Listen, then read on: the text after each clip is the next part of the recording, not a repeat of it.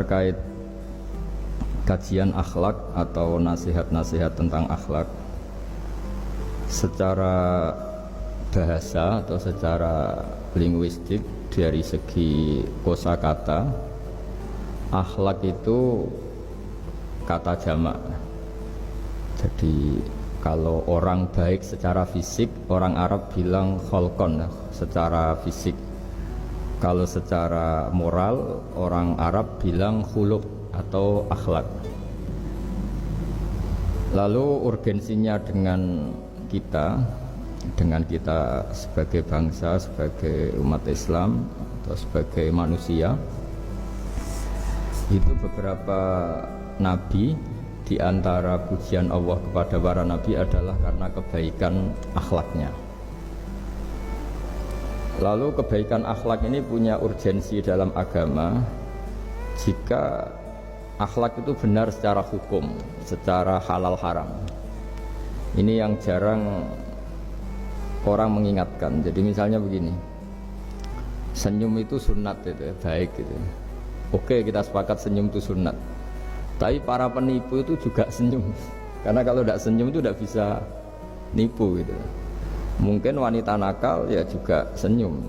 Orang-orang bisnis yang bodong biasanya cara ngerayu juga pakai senyum. Maka senyum ini berstatus nilai ibadah setelah kepastian target itu halal atau dalam konteks sesuatu yang disahkan agama. Sekali ndak, maka yang menjadi tidak halal. Ya, tadi senyumnya orang yang mau nipu, senyumnya lembaga-lembaga atau apa yang bodong atau apa sajalah. Nah, ini yang jarang orang mengkaji. Maka sebelum mengkaji tentang akhlak itu penting, itu dikaji dulu status halal haramnya.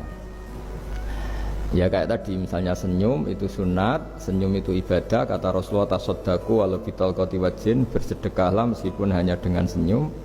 Itu setelah ada kepastian status apa? Halal. Tapi jika orang itu mau nipu itu juga pasti senyum.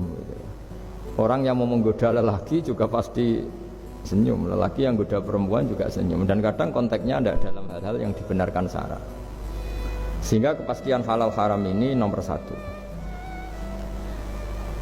Terus kedua, akhlak ini yang menurut disiplin fikih, ini memang agak jelimet ya, tapi nanti Anda mudah memahami. Akhlak, misalnya ekspresi senyum atau ceria, itu dianggap sunat. Kalau dalam fikih dianggap sunat. Sunat itu ya tidak sampai wajib. Tapi ada konteks tertentu yang sunat ini menjadi wajib. Misalnya kita sebagai dai ya, sebagai ustadz itu, orang-orang yang nakal ini bawaannya senyum, ramah itu. Tapi kita yang ustadz ini bawaannya merengut, cemberut, sehingga kecenderungan orang itu ngidolakan yang nakal. Nah ini penting saya jelaskan supaya orang itu bicara akhlak. Akhlak itu tadi saya katakan, senyum itu baik, ramah itu baik. Tapi setelah status hukumnya itu halal gitu, ya. Jadi kalau sebelum status hukum itu halal, ini ya ramahnya menjadi tidak baik. Misalnya kamu punya istri cantik, kemudian dia ramah sama lelaki siapapun, kamu kan pusing. Terus alasannya ramah itu baik. Makanya di Quran diingatkan fala takhdu'na bil qawli fayatma'alladzi fi qalbihi marad.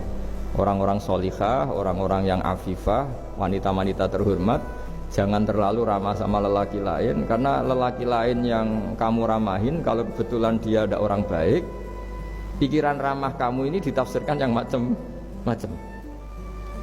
Nah, jadi ini karena saya sebagai kiai memang menekuni fikih, sehingga sebelum bicara jauh tentang hukum moral itu pastikan dulu status halal haramnya, baru ada numpang hukum akhlak.